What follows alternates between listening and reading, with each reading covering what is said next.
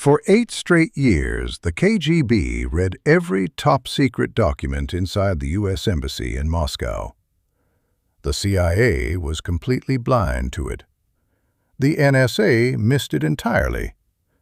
Because the ultimate Soviet spy wasn't a mole. It was a typewriter. But the person who finally uncovered the greatest intelligence breach of the Cold War wasn't a master spy. He didn't even have a security clearance.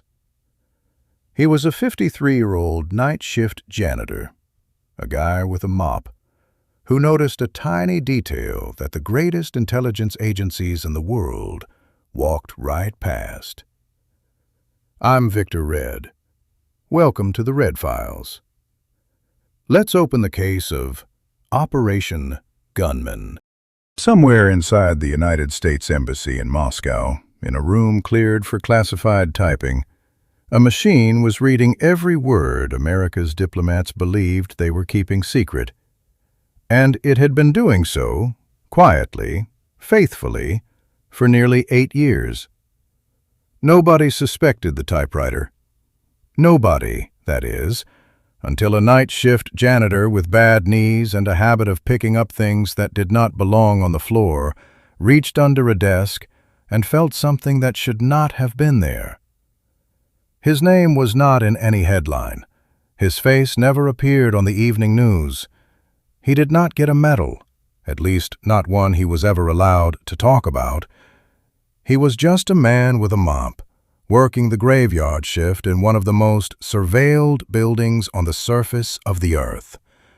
And he stumbled backward into one of the most consequential counterintelligence discoveries of the entire Cold War.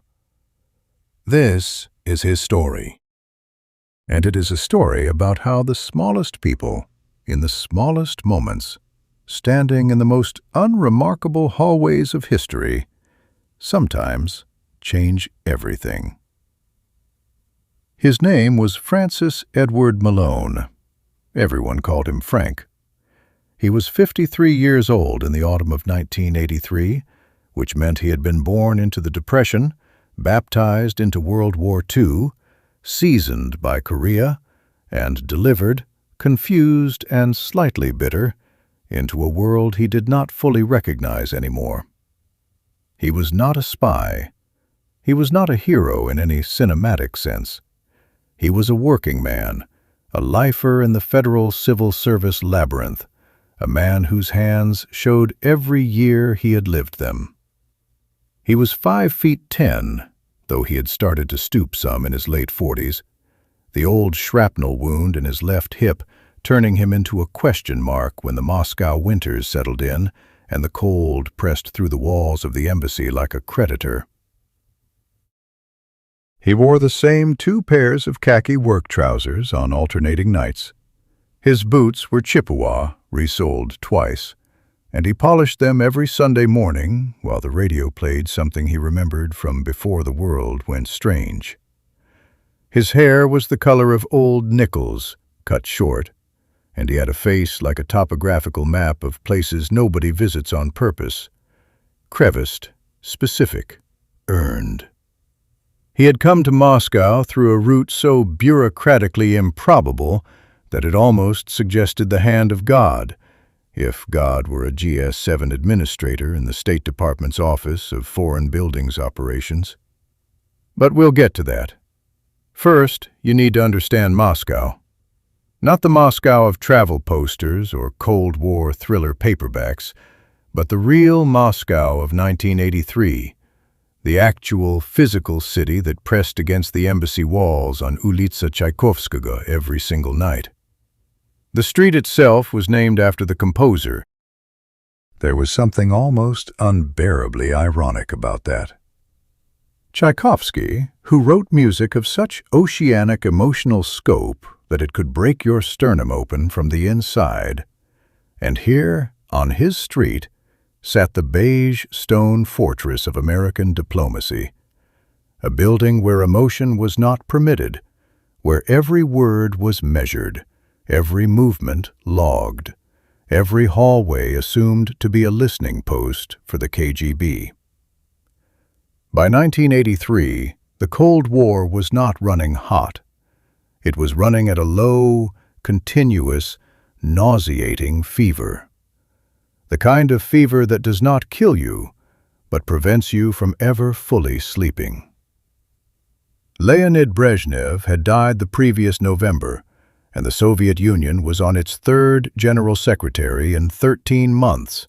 Andropov, the former head of the KGB, a man who had spent his career perfecting the machinery of state surveillance, was now dying himself, his kidneys failing even as he tried to project the image of vigor and control.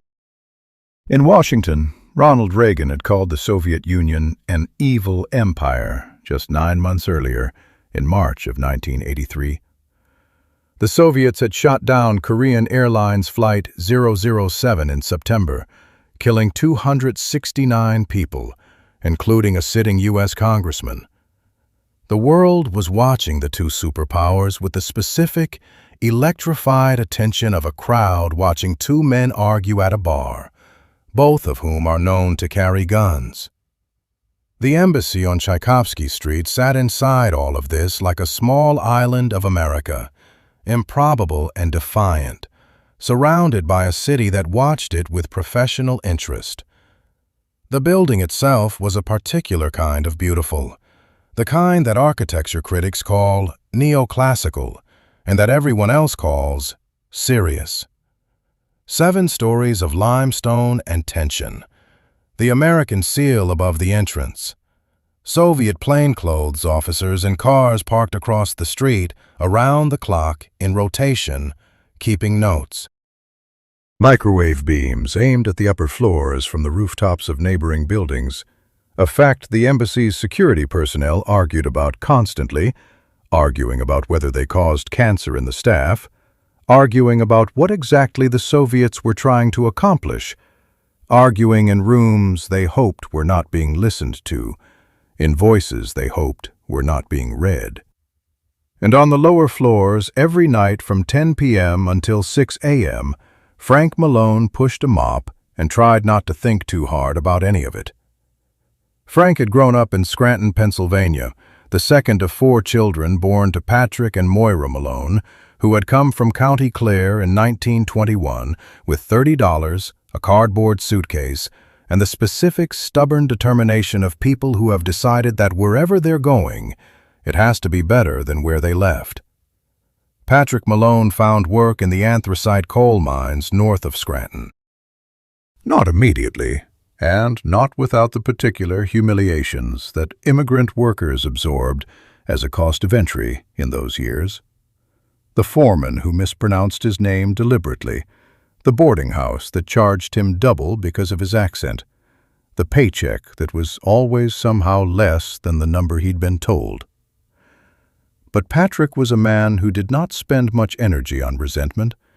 He spent it on work.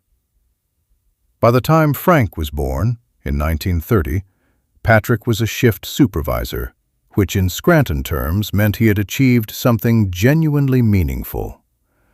The house on Mulberry Street had 2 bedrooms and a coal furnace that Frank remembered as the emotional center of his early childhood.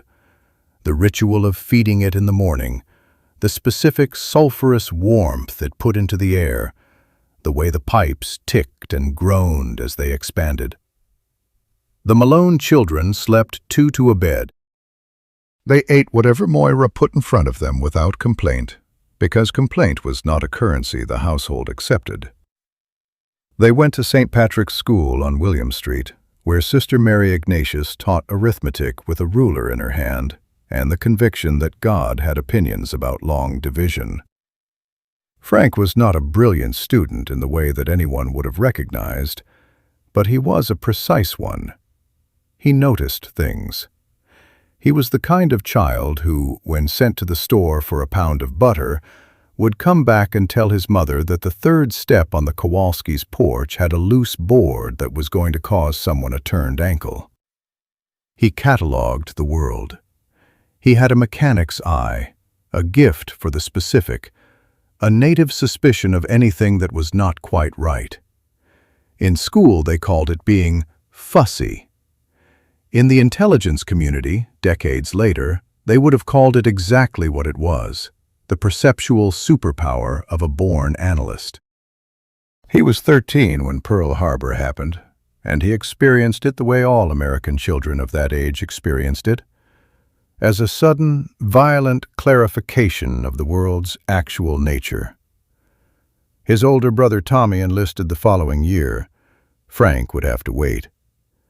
He spent those war years in a state of productive frustration, delivering the Scranton Tribune in the mornings, working afternoons at a garage on Adams Street, where a man named Dominic Ferraro taught him the language of internal combustion engines, the particular cough of a carburetor running rich, the way a timing issue announced itself in the idle, the sound a crankshaft made when its bearings were beginning to fail. Dominic Ferraro used to say that every machine had a voice if you were quiet enough to hear it.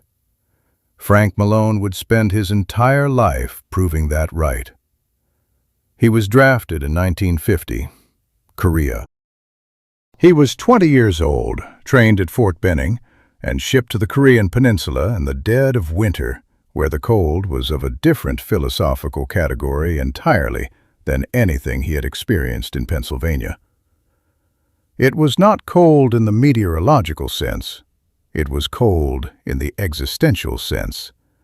A cold that wanted something from you, that pushed through every layer of clothing and gear and training and asked you directly what you were made of. He served with the 7th Infantry Division. He was at the Chosin Reservoir, which is to say, he was in one of the most harrowing military engagements in American history. 17 days in temperatures that fell to minus 35 degrees Fahrenheit, surrounded by Chinese forces, in a fighting withdrawal that the Army officially described as a tactical success, and that every man who was there privately described with a word that is not printable. 18,000 American troops against 120,000 Chinese. They walked out. Many did not. Frank came home with a Purple Heart for the shrapnel wound in his left hip, a Bronze Star for something he never discussed in any detail, and a silence about the whole business that deepened over the years rather than fading. He also came home with a specific, finely calibrated sense of what danger felt like in the air around him, a radar for threat that had been installed at Chosin and never fully powered down. He married a woman named Eileen Driscoll in 1954. She was a school teacher, patient and intelligent, and possessed of a quiet laughter that Frank once told his brother Tommy was the best sound he had ever heard. They settled in Alexandria, Virginia, because a buddy from Korea had told Frank about federal civil service jobs in Washington, and Frank had decided that Scranton, with its coal dust and its memories, was a chapter he was ready to close.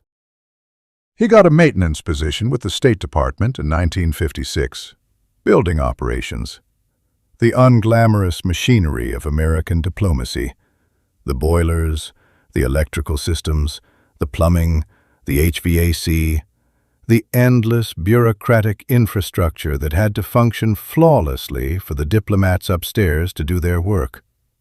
He was good at it, exceptionally good. He had what his supervisors consistently noted in his annual evaluations as an uncommon aptitude for mechanical diagnostics and a meticulous attention to detail that exceeds the requirements of his grade level. He was promoted 3 times in 10 years, GS5 to GS7 to GS9. Not glamorous, but solid. The kind of career a man could stand behind. Eileen died in 1971. Cervical cancer, diagnosed in October, gone by February. 5 months from the first symptom to the final silence, and Frank spent all 5 of them in a state of controlled, purposeful activity because it was the only way he knew how to love her, doing, fixing, arranging, preparing, as though the right sequence of practical actions could hold the disaster at bay. After she was gone, the house in Alexandria became a place he visited rather than a place he lived. He worked longer hours. He volunteered for overseas assignments that other maintenance personnel with families turned down. In 1976, he accepted a posting to the U.S. Embassy in Moscow. He was 46 years old, alone, and had nothing in particular keeping him in any one place. Moscow, it turned out, had a specific gravity for people in that condition. The embassy maintenance staff lived in a secured residential compound adjacent to the main building.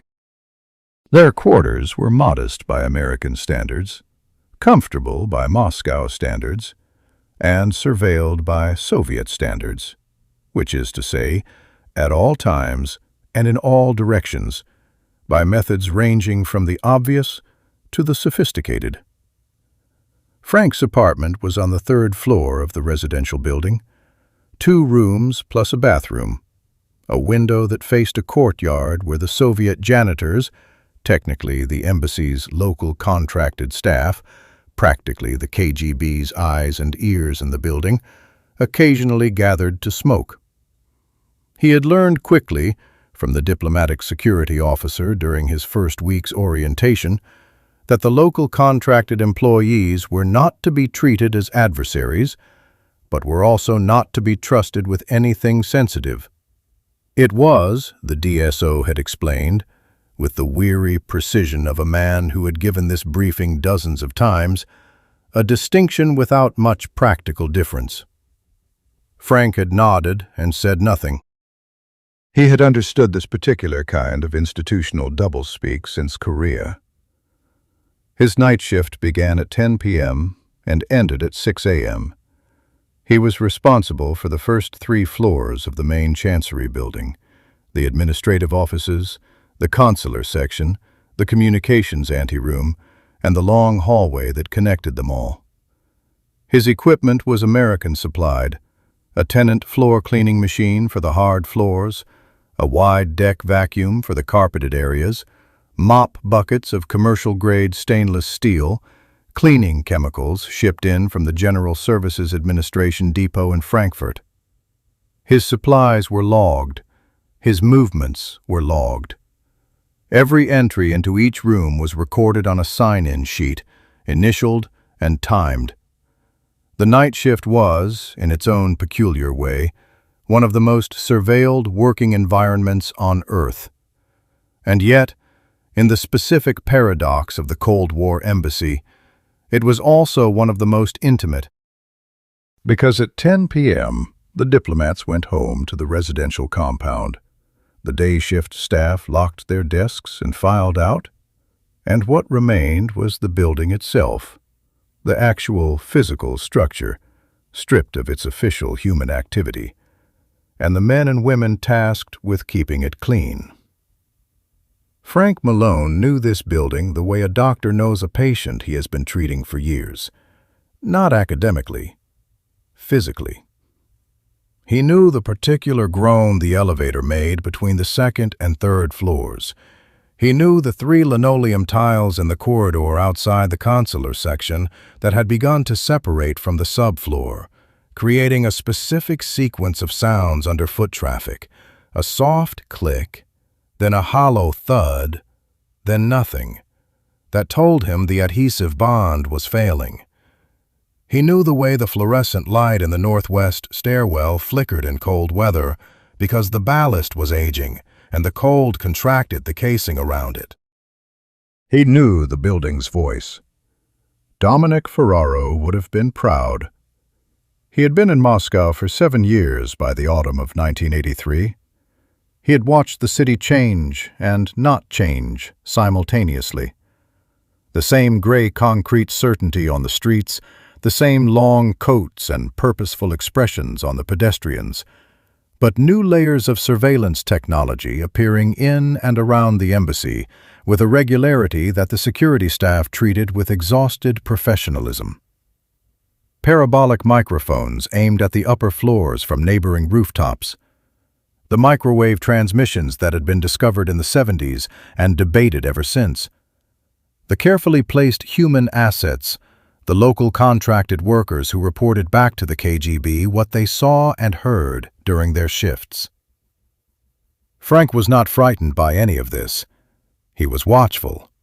There is a difference. Fear is loud, disorganized, driven by the imagination. Watchfulness is quiet, systematic, methodical. Frank Malone's watchfulness had kept him alive at Chosin. It had made him good at his job for 30 years. In Moscow, it had simply become the medium in which he existed. He was, in the autumn of 1983, about as content as a man of his specific history and temperament could reasonably be. He ate dinner every evening at 6:30. He cooked for himself, simply, a habit he had developed after Eileen's death that had become a kind of meditation. He watched the evening news on the embassy's American cable relay if he was not too tired. He read history, mostly.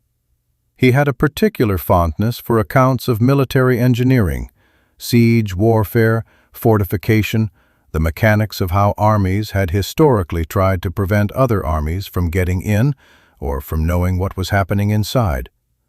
He went to work at 10 p.m. On the night of October 12, 1983, he went to work, and the building told him something was wrong. It did not announce itself dramatically. The world rarely does when it is about to change.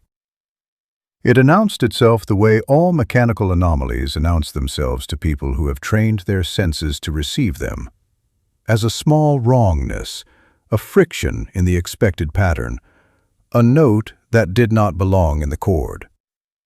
He had started his shift as usual, signing in at the security desk, collecting his key card, exchanging the 3 words of greeting he exchanged with the overnight security officer, a young man named Kevin Bryce, 20s, Marine Corps, the precise professional blankness of someone doing a job that required constant vigilance and provided almost no stimulation.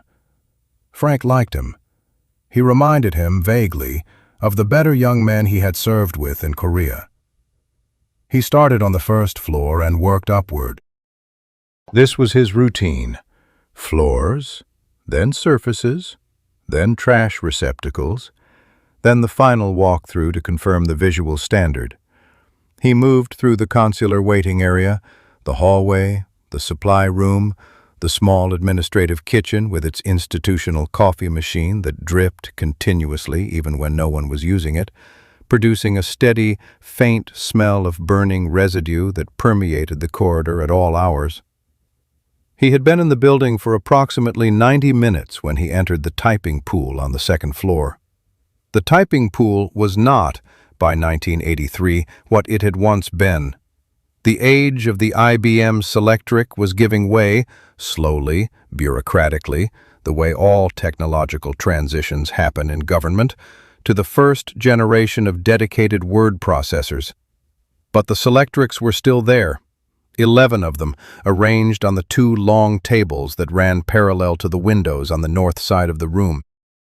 The windows faced the courtyard, were double-glazed, and fitted with an interior RF blocking film that was supposed to prevent any electronic signal from leaving the room, and were covered at night with heavy institutional curtains in a specific shade of green that the State Department seemed to believe was a neutral color. The IBM Selectric was, and remains, one of the great achievements of American industrial design. It was introduced in 1961, and it fundamentally reinvented the typewriter. Instead of the traditional basket of type bars that swung up to strike the ribbon, the Selectric used a single spherical element, an interchangeable ball the size of a large marble, studded with all the characters of the typewriter's alphabet in raised relief, that rotated and tilted with extraordinary mechanical precision to position the correct character and strike it against the ribbon. It was called the golf ball, and it moved with a speed and fluidity that, to anyone who had grown up with conventional typewriters, seemed almost biological, organic, alive. The sound of a Selectric in operation was distinctive, a steady, metronomic clicking, punctuated by the occasional mechanical thump of the return carriage, overlaid with the specific high-pitched whir of the type ball spinning into position. In a room of 11 Selectrics operating simultaneously, the sound was something between a factory floor and a jazz ensemble, layered, rhythmic, strangely beautiful. At 11:45 on the night of October 12th, the room was empty and dark except for the emergency lighting strips along the baseboards, and the machines were silent. Frank came in through the south door, propped it open with his mop bucket, and switched on the work lights, which were different from the overhead fluorescence, lower wattage, warmer, the kind of light that made a room look like a stage set after the play is over. He moved to the second table first, running his industrial microfiber cloth along the surfaces between the machines, collecting the fine debris of the day's work, eraser shavings, scraps of typing paper, the occasional paper clip, a candy wrapper, twice a week a crumpled note that he was explicitly trained to not read and to deposit unread in the security waste container in the hallway. He worked from right to left, the way he always worked, because that was the pattern he had established in 1956, and he had never found a reason to change it. He was on the fifth machine from the left on the first table when he noticed the smell. It was faint, exceptionally faint. The kind of thing that only registered because the room was otherwise so olfactorily consistent. The neutral industrial smell of cleaning solution and paper and the faint ozone tang that electronics in enclosed spaces produced. This was something else, something slightly acrid. Not burning, not chemical in an alarming sense, more like the smell of a soldering iron, hours after use, the ghost of hot metal, of a connection being made. Frank stopped. He stood very still, the way he had learned to stand still in Korea when the world stopped making the expected sounds and started making unexpected ones. He breathed through his nose, slowly, cataloging. The smell was coming from the typewriter in front of him. He looked at it. IBM Selectric 2, Model 72, Standard Embassy Specification, gray housing, white keys, the company's logo in the lower right corner of the keyboard housing. It looked identical to the others on the table. It was plugged in, as they all were. The embassy's standing operating procedure was to leave the machines plugged in but powered off, because the cycling of electrical current through the power supplies was believed, on the basis of some facilities management study from the late 60s, to be harder on the components than simply leaving them in standby mode. He crouched. His left hip complained, as it always did in the cold and the damp, the old shrapnel conducting the Moscow winter directly into his nervous system. He crouched anyway, and he put his face close to the housing of the machine, and he breathed. There, faint but real, acrid and specific and wrong. He straightened up, slowly because the hip, and reached into the chest pocket of his work shirt where he kept the small LED flashlight that he had started carrying 3 years ago when the emergency lighting in the stairwells had been reduced from 4 bulbs to 2 during a facility's budget reduction. He clicked it on and directed the beam at the base of the typewriter, at the gap between the housing and the surface of the table.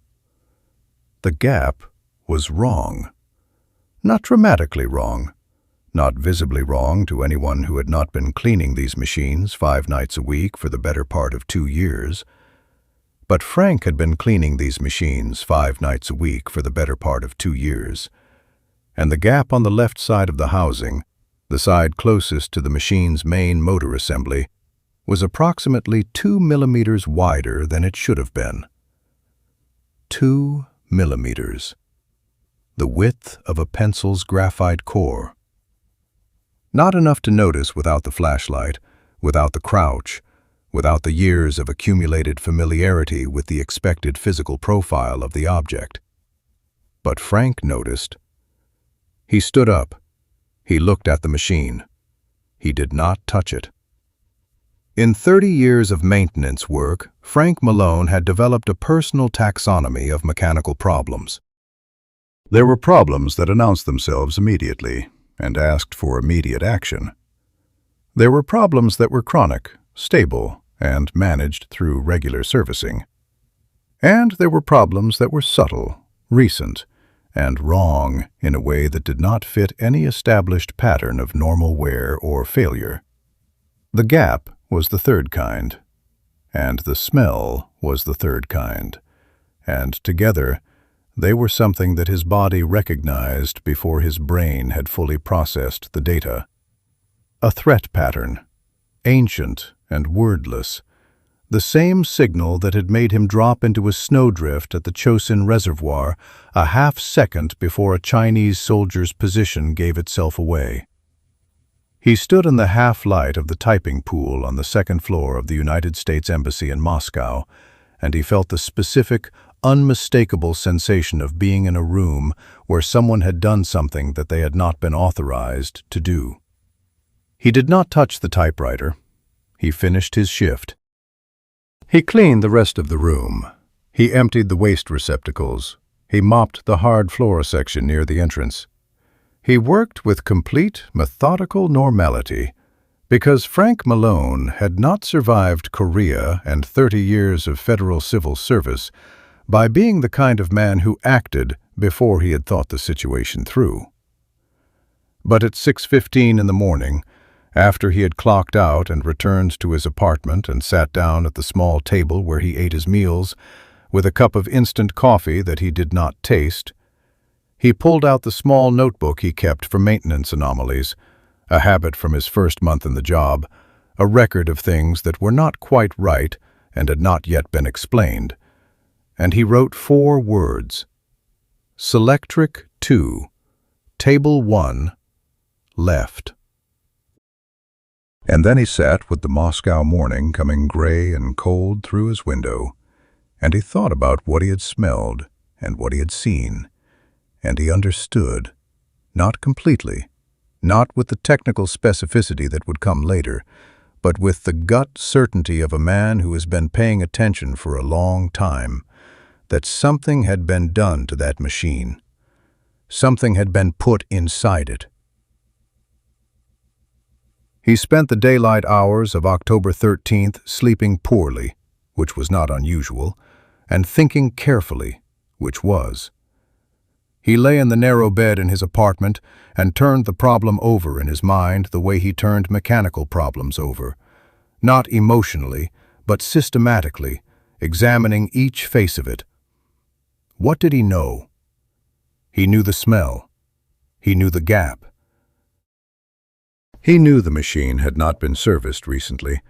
He would have known because maintenance service visits were logged, and he checked the logs as a matter of course, because unlogged service visits were the kind of anomaly that his job implicitly required him to notice.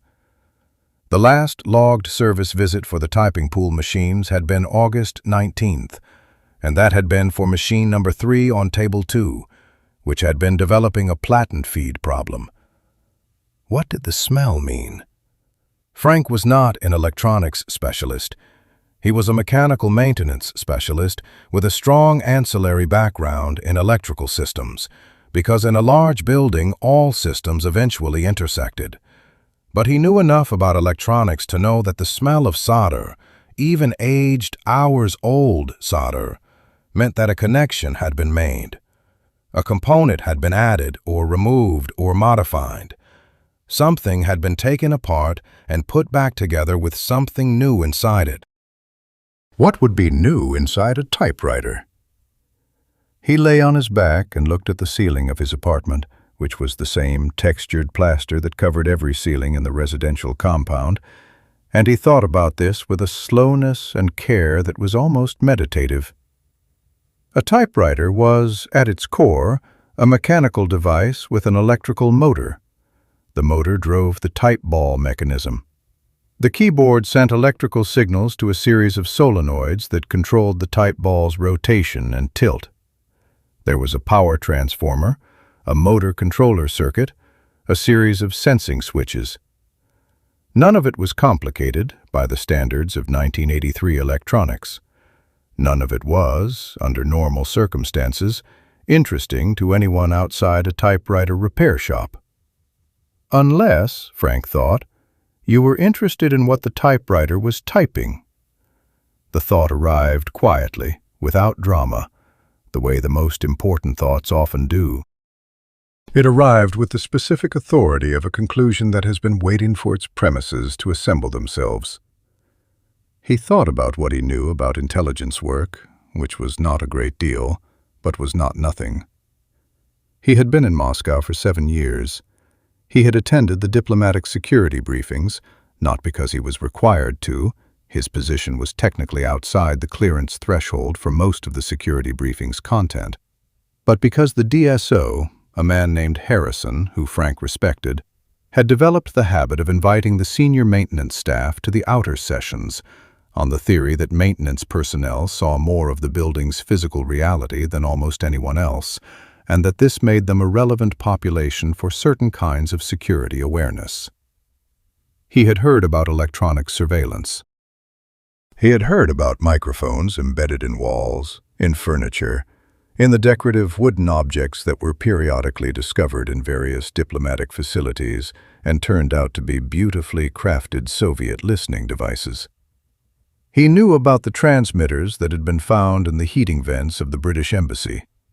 He knew about Leon Theramin's Thing, that extraordinary resonant cavity device that had sat inside a carved wooden American eagle in the Moscow ambassador's study for 7 years in the late 40s and early 50s, transmitting every word spoken in the room by responding to an external microwave beam, requiring no internal power source, invisible to every conventional detection method of the era.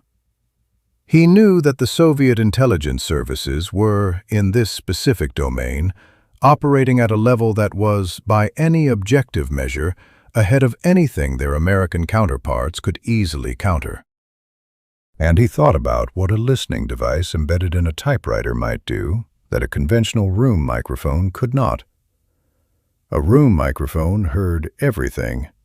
It heard the ventilation system and the footsteps in the corridor above, and the building's own settling and the ambient street noise from Tchaikovsky Street. It produced a recording full of noise that intelligence analysts had to sift through in order to find the signal, the actual words, the actual content. This was laborious, imperfect, and introduced a rate of error that reduced the intelligence value of the product. A device embedded in a typewriter heard nothing. It did not listen to the room. It read the keystrokes. Every time a key was pressed, the device registered the electrical signal or the mechanical movement that corresponded to that specific character. It produced not a recording full of ambient noise, but a precise, clean, character-by-character transcript of everything that was typed on the machine. Frank Malone was not an intelligence officer. He was not a counterintelligence analyst. He was not, in the formal sense, in possession of classified information.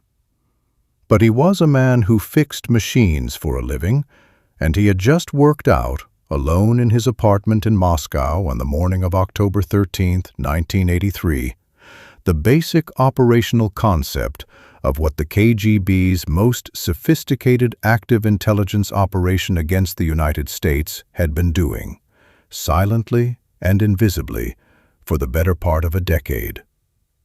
He did not report it immediately. This is important. This is the detail that, when the investigators later reconstructed the timeline, made them simultaneously frustrated and grudgingly admiring. He did not report it immediately because he was not certain. Not completely certain. And Frank Malone, who had been building a career on the principle that you did not act on incomplete information, was not prepared to walk into the diplomatic security office and tell a man who outranked him by multiple pay grades that he had smelled something funny near a typewriter. He needed to be sure. And to be sure, he needed to look more carefully. He went back the following night.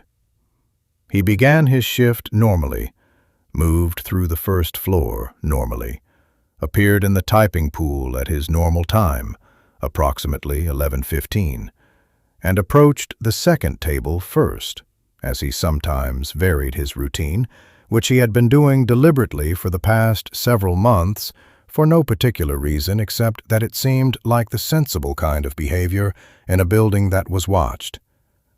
He cleaned the second table completely. He worked his way around each machine with the careful thoroughness that was his professional standard. And then he moved to the first table, and he came to machine 5, and he did what he had been thinking about doing for 24 hours. He opened the housing.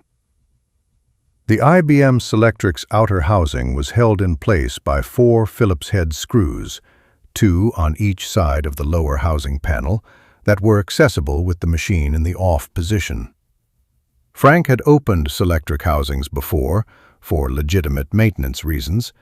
He had a small tools case in his maintenance cart that contained, among other things, a compact screwdriver set. The screws came out in the expected sequence, the housing panel lifted away in the expected manner, and then Frank Malone was looking at the inside of a typewriter that was not quite the inside of a typewriter. It was close, extremely close. The motor was there, in its correct position. The transformer was there. The solenoid array and the keyboard signal processing circuit were exactly where the IBM service manual said they would be. Everything that was supposed to be there was there. But tucked against the interior wall of the housing, in a space that should have contained only the edge of the motor mounting plate, was something that did not belong in an IBM Selectric II. It was small, roughly the size of a book of matches, possibly slightly smaller. It was wrapped in a material that looked, in the beam of his flashlight, like a dark gray polymer, a heat-resistant plastic or epoxy of some kind. It was attached to the motor mounting plate with what appeared to be a small amount of contact adhesive. 2 fine wires ran from it, one to the transformer's secondary winding, which was its power source, and one to a point on the keyboard signal processing board that Frank, even without specific knowledge of the circuit's design, recognized immediately as a signal tap. The wire was the diameter of a human hair. Literally. He had to move the flashlight twice to convince himself it was actually there. The device was drawing power from the typewriter's own transformer. It was connected to the signal processing board. It had, he would later understand, a small ferromagnetic core sensor that read the precise mechanical state of the type ball positioning mechanism at the moment of each keystroke, and it was transmitting this data, character by character, in real time, via a radio frequency signal that was calibrated to pass through the building's walls and be received by a collection apparatus somewhere in the vicinity of the embassy. The smell of solder he had detected 2 nights ago was the smell of those 2 wire connections being made. Whoever had placed this device had done so within the past several days, at most. The solder was new enough that its signature had not yet dissipated completely into the building's ambient atmosphere. Frank looked at it for a long time. He looked at it the way he had looked at the bodies of his friends at Chosin, with the complete stillness of a man who understands that what he is seeing will change the shape of things permanently, and that the best thing he can do in this moment is simply witness it accurately. He replaced the housing panel. He replaced the screws in order to the correct torque. He replaced his screwdriver in his tools case. He finished cleaning the typing pool. He finished his shift. He went back to his apartment. At 6:45 in the morning, He called the diplomatic security officer's emergency line. Harrison answered on the second ring, which meant he had not been sleeping either. "Harrison," Frank said, in the specific, uninflected tone of a man who has decided that clarity is more important than emotional register. "I need you to meet me, not on the phone, in person, this morning." There was a pause. "How serious?" Harrison said. Frank looked at the window, at the gray Moscow morning, at the courtyard where, even now, one of the local contracted workers was standing in the cold with a cigarette. "Serious enough," Frank said, "that I do not want to answer that question on this line." The meeting happened at 7:15, in a room on the 4th floor that the security staff used for sensitive conversations, a room that had been swept for signals the previous week, that was shielded, and that had no external windows. Harrison brought his deputy. Frank brought his notebook. He told them what he had found in order: the smell, the gap, the second look, the housing, the device. He described the device in the physical terms available to him: size, material, attachment method, the 2-wire connections.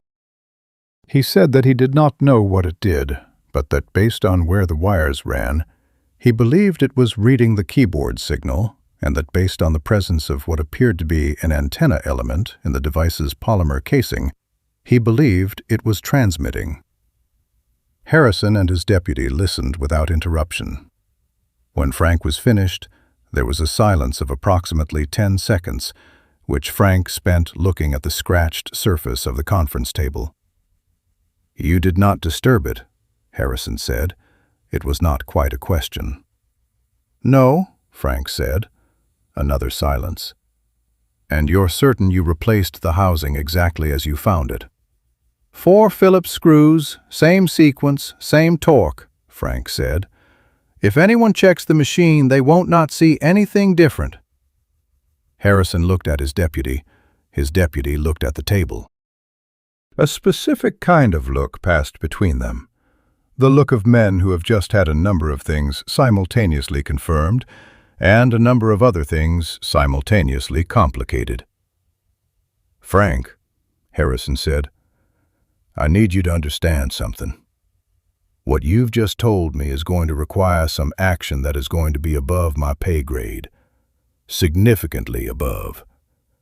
That means there are going to be people coming here who are not regular embassy staff, and there are going to be questions, and there are going to be things about how this goes forward that I'm going to have to ask you to accept without explanation." "I understand," Frank said. "I also need you to understand," Harrison said, and his voice had taken on a quality that Frank recognized from Korea, the voice of a man who is trying to communicate something important through the static of institutional necessity.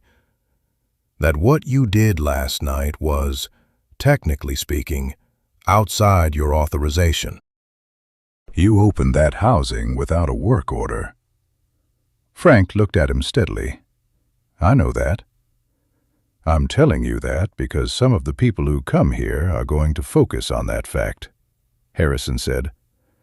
"And I want you to have heard me acknowledge, before any of that conversation happens, that what you did required a specific kind of courage and judgment that is worth more to this building than any work order." Frank Malone looked at this man who was half his age and fully his equal in a different sense, and he said nothing, because there was nothing to say that the moment had not already said. What happened next took place over the following 6 weeks, and Frank Malone was in the building for all of it, which meant he witnessed the edges of it without being shown the center.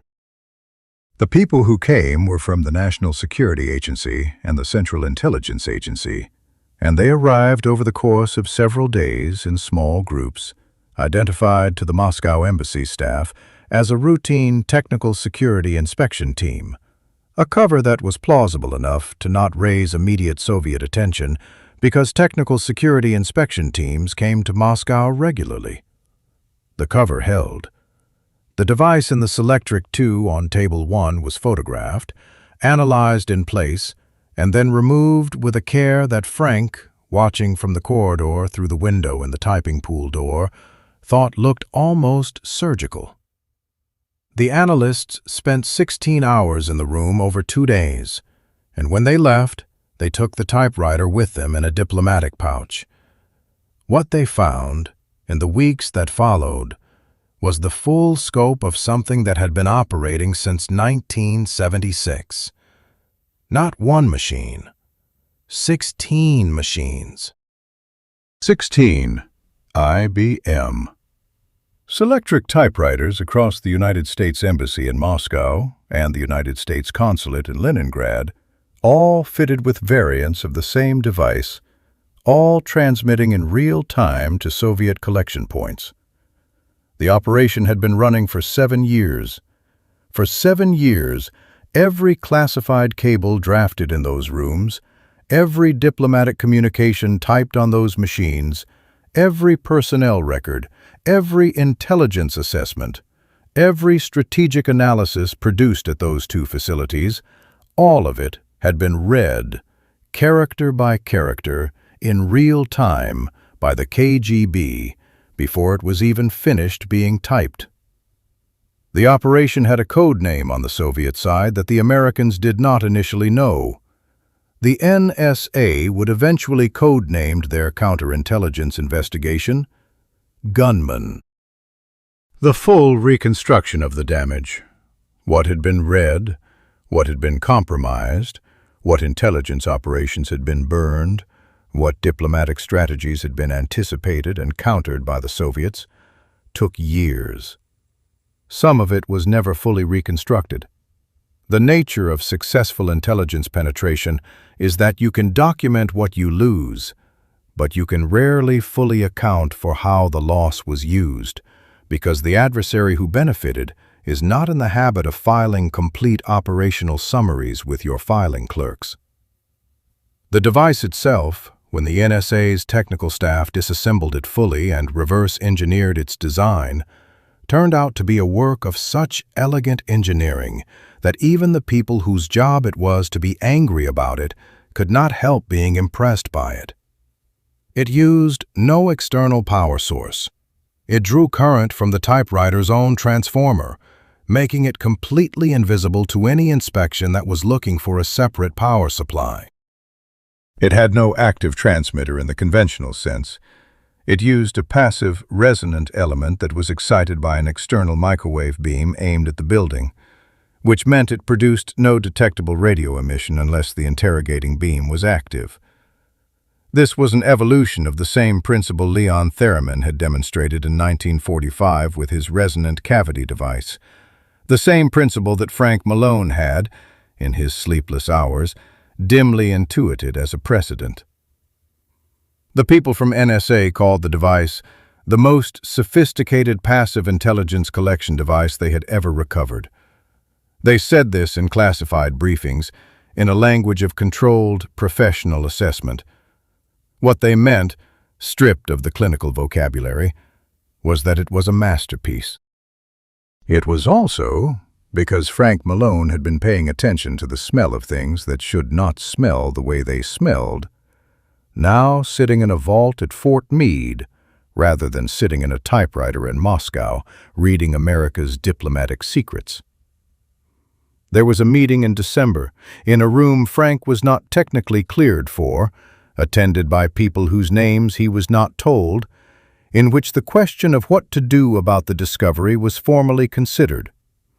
He knew about the meeting because Harrison told him about it, in the corridor, in 3 sentences, in the way that men who are trying to operate with integrity inside systems designed to prevent integrity sometimes communicate, obliquely, quickly, and with the specific trust of people who have already decided that they owe each other something.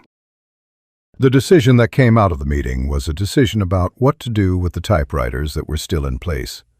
the 15 others that had been identified but not yet disturbed. The decision was to leave them in place, at least temporarily, and to use them. Not to transmit actual classified information through them. The machines were immediately removed from use for any classified work, replaced quietly with new units that were physically inspected before installation, under cover of a routine equipment maintenance cycle. But the old, bugged machines remained in the rooms, powered, occasionally struck by maintenance staff typing innocuous maintenance logs, producing a continuous low-level signal that told anyone monitoring the collection system that the operation was still running, that nothing had been found. This was the standard counterintelligence doctrine of the era. When you find an intelligence penetration, you do not immediately reveal that you have found it, because the penetration, once discovered, becomes an asset for feeding misinformation, an asset for understanding the contours of the adversary's collection priorities, an asset for occasionally, carefully, surgically introducing into the intelligence stream a piece of information that you want the adversary to believe. Frank Malone was not part of these decisions. He was not briefed on them in any formal sense, but he understood, in the way that he understood most things, through the accumulated observation of the physical world around him, through the reading of small signs, through the mechanic's recognition of how a system was operating, that the discovery he had made in the typing pool had not simply ended the Soviet operation, it had turned it. He continued his shifts. He cleaned the typing pool, including the bugged machines, with the same thoroughness he brought to everything. He noted, over the weeks that followed, that the frequency of certain activities in and around the embassy had suddenly changed, that there were people moving through the building at hours when those people did not usually move, that certain rooms were accessed more frequently than their normal operational pattern would suggest, that the technical security team's presence in the building had increased in a way that was plausible as a routine follow-up to the inspection visit, but was, to Frank's eye, something more deliberate than that. He did not comment on any of this. He cleaned the floors and emptied the trash and noted the loose tile in the consular hallway in his maintenance log, and moved through the building's nighttime silence with the practiced invisibility of a man who had learned, over 30 years, that the most useful thing a maintenance worker can be is present without being noticed. In February of 1984, Frank Malone was visited by a woman who identified herself as a State Department security auditor conducting a routine review of non-officer building staff. She was in her late 30s, had the careful, neutral effect of a professional interviewer, and conducted the session in the small conference room adjacent to the facilities office with a thoroughness that Frank recognized as something other than routine. She asked him about his background. She asked about Korea, about Eileen, about his years at State. She asked about his routine in the building, his observations about physical security, his relationships with other staff members. She asked about the local contracted employees. She asked, toward the end of the session, in a tone indistinguishable from any of the other questions, whether he had noticed anything unusual in the building over the past several months. Frank looked at her and said, "I think you know the answer to that." She held his gaze and said nothing for a moment. Then she wrote something in her notebook. At the end of the session, she closed her notebook and looked at him with an expression that had shifted, barely perceptibly, from the professional neutral of the interview to something that Frank could only describe, afterward, as human. "Mr. Malone," she said, "the thing you found, and the way you handled it, the fact that you did not touch it, that you replaced the housing exactly, that you waited until you were certain before reporting it, that's not something a lot of people would have done." "I fixed machines for 30 years, Frank said. "You do not start hitting things before you understand what's wrong with them." She nodded. She picked up her notebook and stood, and before she walked out, she said, without looking back, "Your country is lucky you're precise." He sat in the empty room for a moment after she left. He thought about Eileen, about Scranton, about Dominic Ferraro in the garage on Adams Street telling a boy of 14 that every machine has a voice, if you are quiet enough to hear it. He thought about the valley of the Chosin Reservoir in the winter of 1950, and about the sound of cold, and about the way a man learns, if he survives long enough, that the difference between the people who see the world clearly and the people who do not is rarely intelligence and almost always the willingness to be still. The Gunman investigation, as it came to be known within the intelligence community, was one of the most significant counterintelligence discoveries of the Cold War. The NSA produced a classified technical analysis of the recovered devices. The report ran to over 200 pages and included engineering schematics, signal analysis, damage assessments, and operational recommendations that circulated at the highest levels of the American intelligence community and was, according to the accounts of those who read it, simultaneously a counterintelligence horror story and a technical achievement report that read, uncomfortably, like a letter of professional admiration. The Soviet operation had compromised years' worth of diplomatic communication. It had given the KGB direct access to American policy deliberations during some of the most sensitive years of the Cold War, the period of the Carter administration's foreign policy struggles, the Soviet invasion of Afghanistan and the American response, the early Reagan administration's recalibration of the U.S.-Soviet relationship, the deployment of Pershing II missiles in Europe, the strategic arms reduction negotiations. Everything typed on those 16 machines during those 7 years had been read. The full operational damage was never publicly disclosed. It remains, in its totality, classified. What is known is that the discovery of the gunman devices led to a fundamental revision of American embassy physical security protocols worldwide, that typewriters and electronic equipment in diplomatic facilities were henceforth subjected to physical inspection regimes that had not previously existed, that the assumption of physical security in buildings that had passed conventional electronic sweeps was permanently revised, and that the intelligence community's understanding of what passive surveillance technology was capable of was recalibrated in ways that shaped countermeasures programs for decades. The Soviets, for their part, eventually realized that the operation had been discovered. The signal from the collection apparatus changed and then stopped sometime in early 1984. Whether they understood that their devices had been turned against them, that the machines they believed were still feeding them intelligence had been providing carefully managed content, was never confirmed. The KGB officer who designed the gunman devices was eventually identified, years later, in the post-Soviet disclosures of the 1990s, as a technical officer in the KGB's 8th Chief Directorate, responsible for signals intelligence and cipher systems. He was, by all accounts, a man of extraordinary technical gifts, working at the intersection of physics and engineering and tradecraft in ways that represented, in the words of one NSA analyst who studied his work, the highest expression of Cold War technical intelligence capability. His name is not important to this story.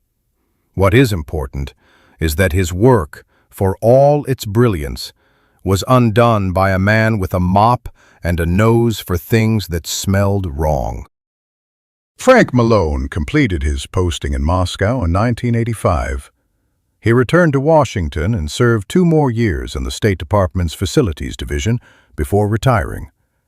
He received, in a private ceremony attended by a small number of people whose names and titles were not recorded in any public document, a commendation that he was not permitted to display publicly, and was not permitted to describe in any detail.